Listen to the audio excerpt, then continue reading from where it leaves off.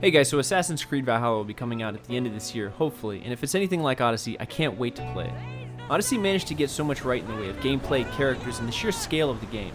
Can Valhalla be as good as its predecessors? In this video I'm going to be talking about my expectations for Assassin's Creed Valhalla, and all the things that I think Odyssey did right, and a few things that it possibly could have done better. Beware of a few spoilers for the Assassin's Creed timeline. One of the fun parts from Odyssey was getting to command a ship. You get to command a ship in some of the previous games like Black Flag and Odyssey, and it's definitely fun. Sea battles, exploration, and getting to travel to brand new places, each with its own quests and storylines. Odyssey allowed for ship customization, hiring of lieutenants, and upgrading the ship, making your archers either do more damage or to have more ship health. This could be expanded to allow for multiple ships under your command, an entire fleet that you could take to battle on the seas or to storm an enemy beach. You could also assign different ships to do different things for the fleet. For example, you could have ships whose lieutenants buff fire damage and distance damage to destroy or incapacitate enemy ships. You could have another ship that specializes in boarding parties and ramming damage to keep the pressure on. With multiple ships at your command, you have a lot more options and allies to be able to take on more challenging content. While we're talking about the sea, Valhalla seems like it was based on the Vikings, so there almost has to be an emphasis on the sea as a major part of the game. The gods are with us today, Alexios. The sea is calm and the winds are warm. It's beautiful. It is, my friend. It sure is. Sails down! Whether that's fighting, traveling, or just exploring the rest of the game, the look of the sea and your interaction with it has to be amazing. Odyssey already did a good job with exploration and sea battle, but more can be done to enhance the experience. The water in Odyssey didn't really do enough to make seafaring enticing. Even though there were rolling ocean waves and sea creatures that were done well, it didn't have the aggressive nature that I was hoping for. There's almost no sea spray. No one on the boats ever gets wet, and even if the ships are getting slammed by waves. Having water come crashing across the deck or having the crew bucket some off would be nice to add to the effect of traveling on the water.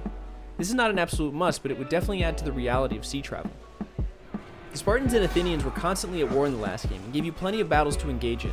The battles in Odyssey were a lot of fun and felt like an actual battle. If the trailer is any indication, the battles will start as soon as you reach some shores. This is where having a good crew could really add to the experience. One of the things that I liked about Odyssey was the lieutenant system, which allow you to choose certain mercenaries or questline characters to join your crew and add certain stats to your ship. They invade other ships with you and can be some powerful allies. One of the things I hope to be different in Valhalla is how many lieutenants you can equip to your ship, but also who you can bring with you. There's a call to arms ability that lets you summon one of your lieutenants to fight for you. If there's a way to summon multiple allies or even have a follower of sorts that could come with you or return to the ship whenever you wanted, it would be a nice addition to the game. Potential followers could also be love interests that last more than a quick 3 to 5 second sequence. Here? Before the gods? Let's make an offering. I'd like to see the gods stop us. I have a feeling they prefer to watch.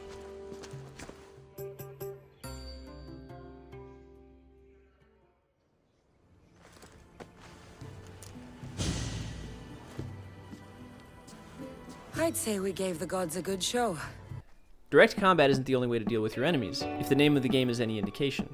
I do enjoy playing more stealthy characters that deal a lot of assassination damage. The problem is, there's an issue with the stealth where you're unable to assassinate people you're directly behind.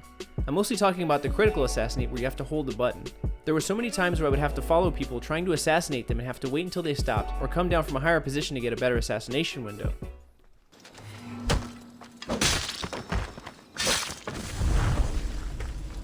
Once I finally pulled off the execution, Cassandra decides to take another 20 minutes to kill the guy, giving an enemy soldier who has been looking the other way time to turn around and shout to everyone about the Misthios. I don't need the character to show off, I need her to be unseen, which often doesn't happen because of the issue getting critical assassinate to work and the long execution time. When it does work though, stealth can be a lot of fun, chaining together multiple kills without ever being discovered.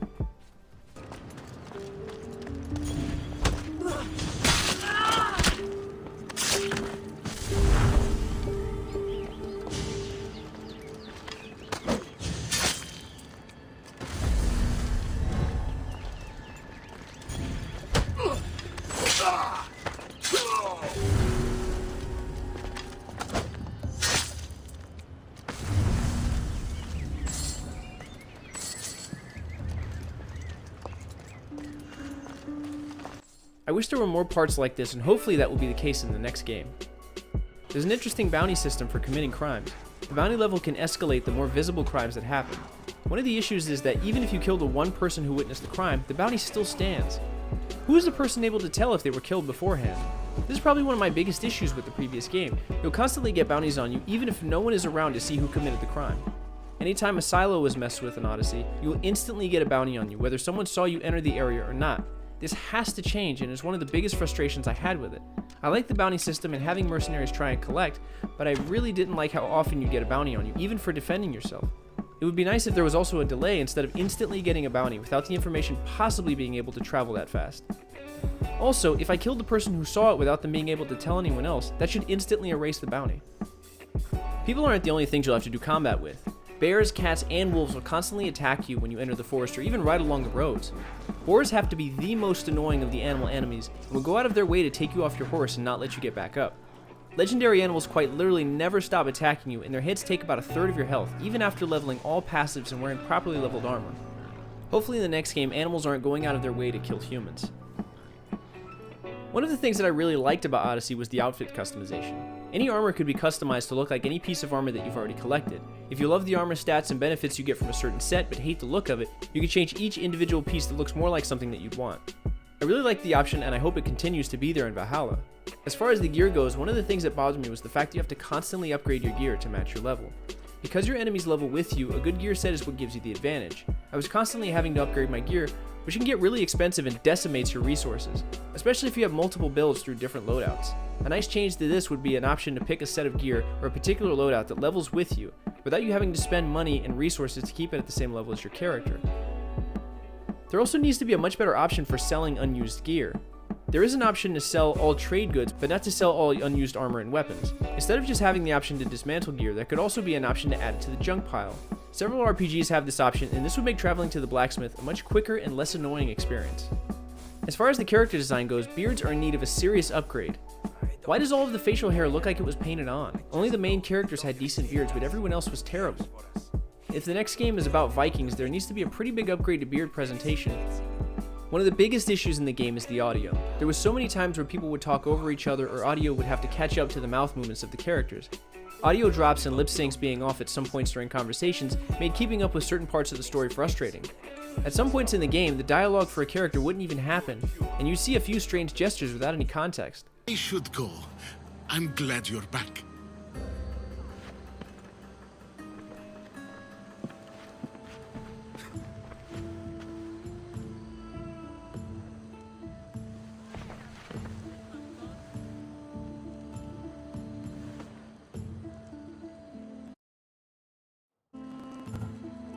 Why doesn't everyone just take a deep breath? The audio is also constantly drowned out by sailing, horseback riding, or travel in general. I often had to put subtitles on because I was missing so much of the dialogue. A nice change to the Assassin's Creed formula is adding in mythical creatures. Will mythical creatures make a return? One of the things that I enjoyed about this game was that several creatures of myth appeared in this game. You could defeat them and get special loot for them. Some of them require you to go through a trial, or, in the case of the Minotaur, navigate its maze to finally get to fight the monster. The fight and the loot are worth the effort, and it gives the game more of a mythical feel. I really hope this trend continues in the games that follow. Assassin's Creed has been getting bigger and more dynamic with the past few games. The landscapes are bigger and many of the locations are extremely beautiful. Odyssey was a gorgeous game. It also had a bunch of stuff to do, several islands and landmasses that had their own quest lines, leaders, and different kinds of problems or factions. You can tell that a lot of time and attention to detail was paid to this game. With such a high bar set for the series, can Valhalla meet the expectations put forth by the games that came before it? An expansive world, enhanced sea and land battles, a serious upgrade to beards, and a more mythical creatures may be the formula for an amazing game. I can't wait to see what the next game will be and what it will bring to the series. If you guys enjoyed this video or thought it was interesting, please like and subscribe. I will see you guys in the next one. Bye.